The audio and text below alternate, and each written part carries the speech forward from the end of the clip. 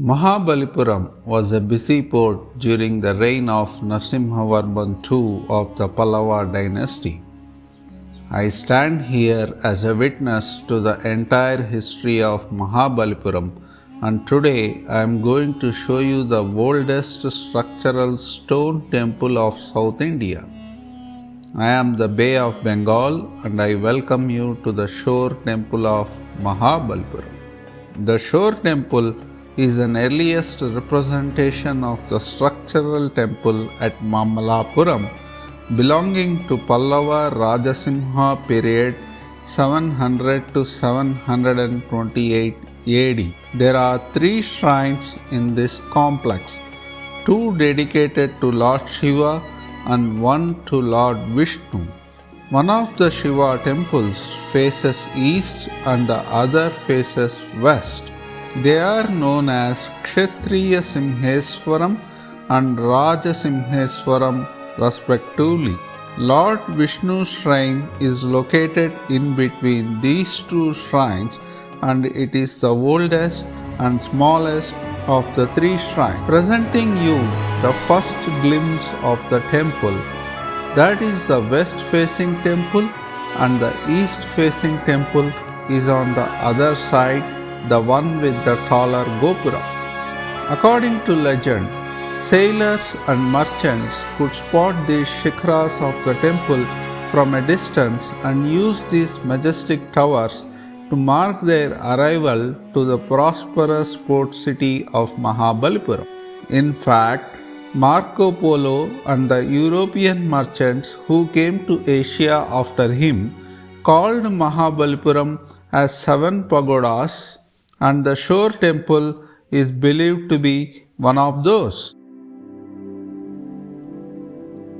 Let us examine the outer compound wall which is surrounding the temple and is sculpted with large sculptures of Nandi, the vehicle or mount of Lord Shiva.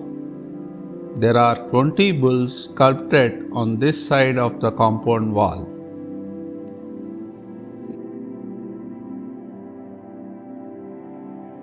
In 1990, the Archaeological Survey of India discovered a miniature shrine with Bhu Varaha image in a well-typed enclosure.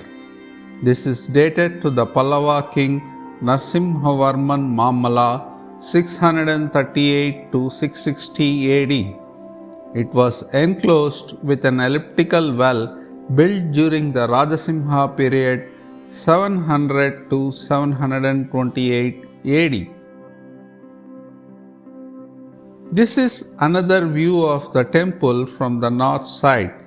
You can see Kshatriya Simheswaram temple on your left and Raja Simheswaram temple on the right. These two Shiva shrines are octagonal in configuration and the two shikaras have a pyramidal outline. The east facing Shore temple, which is on our left side, is so designed that the sun rays shine on the main deity of the Shivalinga in the Sanctum Sanctorum. It is a 5-storied structural Hindu temple. It is built with sculpted granite stones hauled from a nearby quarry. Another view of the Kshatriya Simheswaram temple from the east side. This temple has a Garbhagruha in which the Shivalinga is enshrined and a small mandapa surrounded by a heavy outer wall with space between for circumambulation.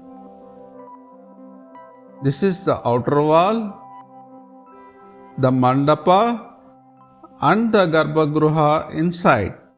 The Dharalinga found in the Garbhagruha is in square shape and it is made in Rajasimha style and is carved out of black basalt stone.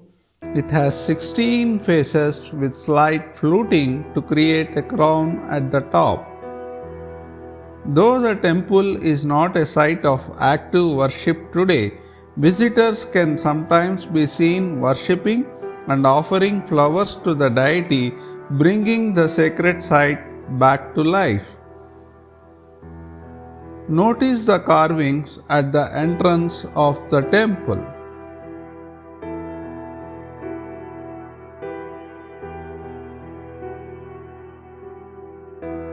The temple view as seen from the south side.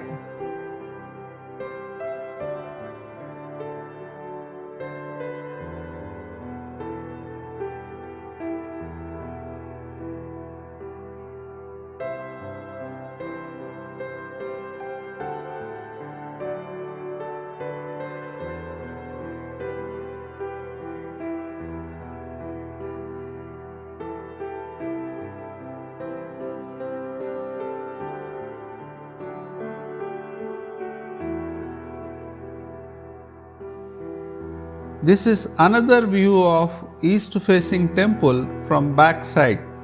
The passage for circumambulation can be seen clearly from here. Lord Vishnu temple is located on the left side of this passage and behind the east-facing temple. Lord Vishnu is in Sayana Mudra as can be seen here. The entry to the shrine is restricted currently. You are now looking at the other side of the passage on the north side. If you notice, the outer wall is constructed for east-facing temple only. The outer wall is missing for west-facing temple.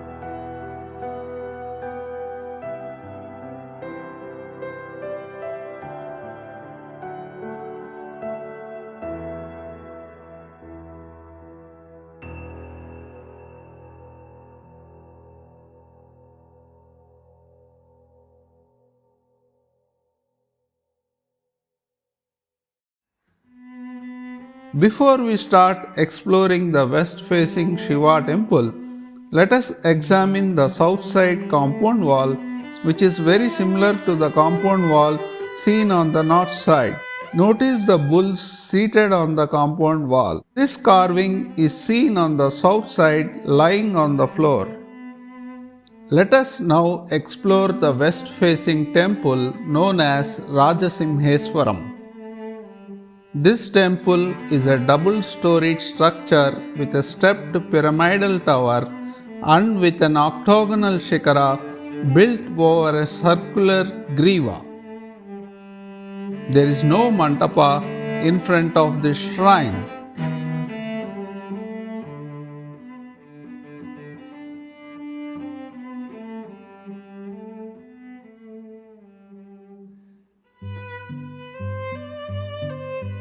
As we walk inside, you will notice that the lingam is missing in this shrine.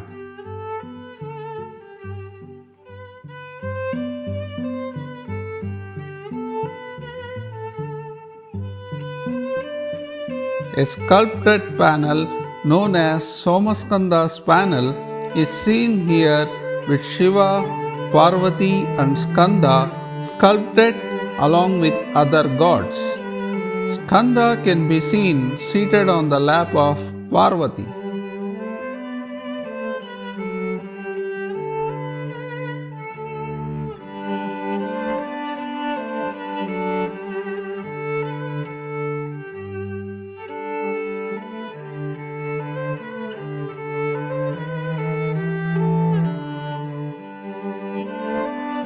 Let us explore the lion monolith that can be seen on the southwest corner of the temple. This is a lion with a hole in its torso. A miniature image of Durga as Mahishasuramardini is sculpted inside of this hole. The open mouth is inferred as the favorite mount of Durga.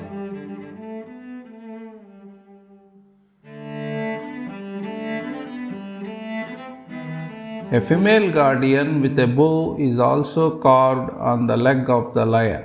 Before we go, have a glimpse of other aspects of this temple and enjoy yourself.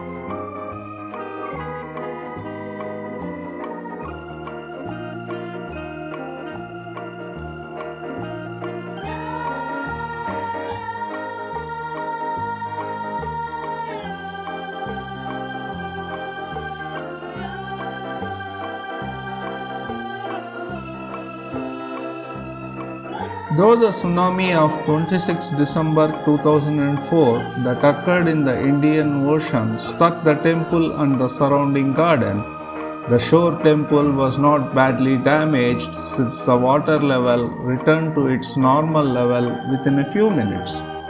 The damage was to the foundation of the Balipeetam or the sacrificial altar in front of the temple, the steps leading to the boat jetty, and the small shrine with the Varaha sculpture at the basement of the shore temple. As the temple foundation is on hard granite rock, it could sustain the waves created by the tsunami. The griots erected around the temple area on the coastline also aided its protection. Thank you for visiting me and the shore temple. I hope to see you in person soon. This is Bay of Bengal saying goodbye to you. Have a nice day.